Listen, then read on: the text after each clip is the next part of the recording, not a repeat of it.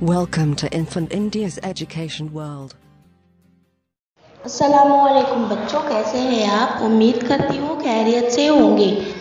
आज हम पढ़ेंगे रियाजी और सबक का नाम है मालूमात का इंतज़ाम।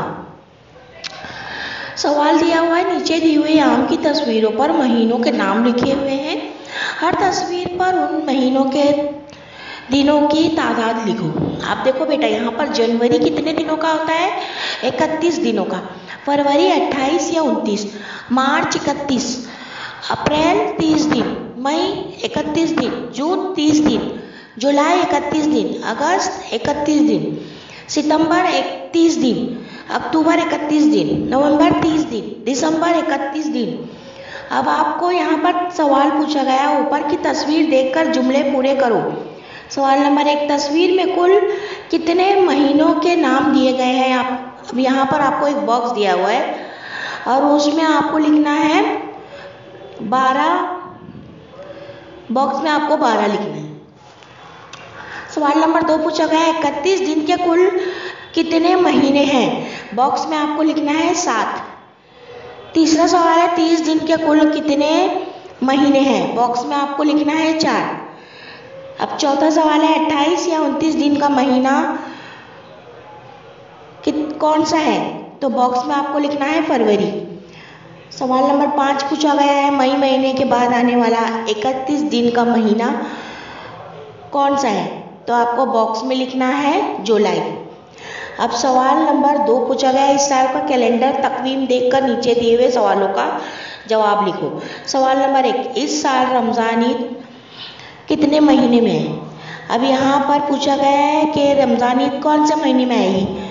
तो आप लिखो यहाँ पर रमज़ान ईद मई के महीने में आएगी।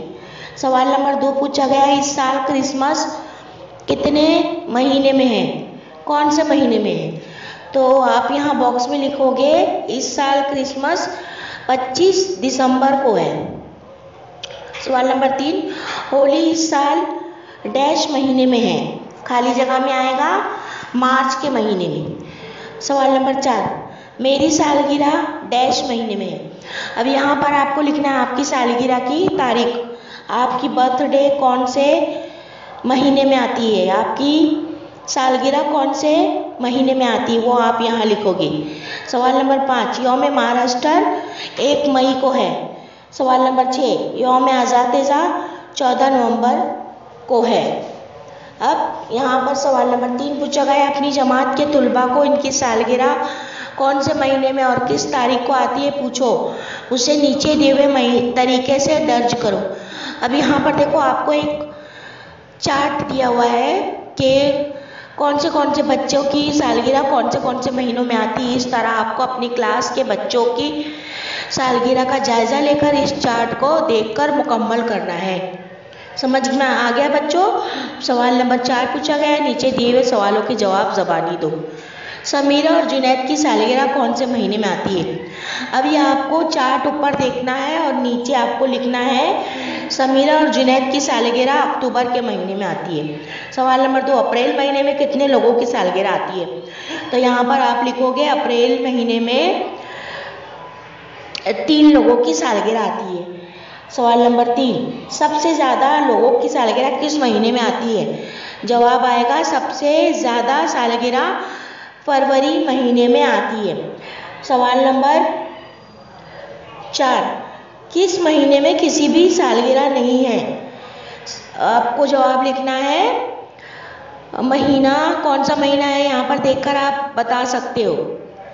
जुलाई का महीना है जिसमें कोई भी बच्चे की सालगिरह नहीं है। सवाल नंबर 5, जनवरी महीने में किस किस की सालगिरह है? तो आप चार्ट ऊपर से देखोगे, जनवरी महीने में रूही और रज़िया की सालगिरह है। अब बेटा, आपको मैं उम्मीद करती हूँ ये सबक अच्छी तरह समझ में आ गया होगा। अब यहाँ पर 3 बच्चों की तस्वीरें बनी हुई दिख रही है आपको। इसमें से लड़का मदिया से सवाल करता है, मदिया तुम अपनी सालगिरह कैसे मनाती हो? और नीचे वाला बच्चा कहता है, नहीं, पहले मदिया कहती है मैंने घर के बुजुर्गों को सलाम किया, दोपहर में फकीरों को मिठाई तकसीम की, शाम में दोस्तों और सहेलियों के साथ मिलकर पार्टी की।